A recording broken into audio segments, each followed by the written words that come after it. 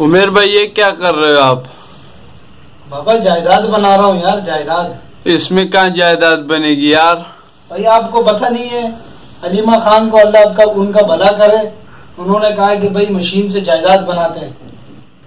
लोग वैसे ही बेवकूफ हैं, कहाँ कहाँ इन्होंने फैक्ट्रियों में मिलों में पैसे बाउंड कर दिए। उनको ये नहीं पता यहाँ पर जो ना लाखों जायदाद बनती है। अलीमा खान की इतनी जायदाद सिर्फ इस सिलाई मशीन से बनी है।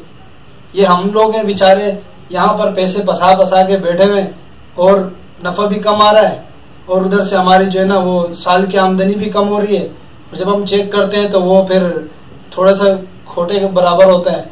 इससे पहले जो है ना इमरान खान ने कहा कि हम आपको जो है ना मुर्गियां देंगे, हमने वो आजमाया, ट्राई किया, उससे कोई फायदा नहीं हुआ।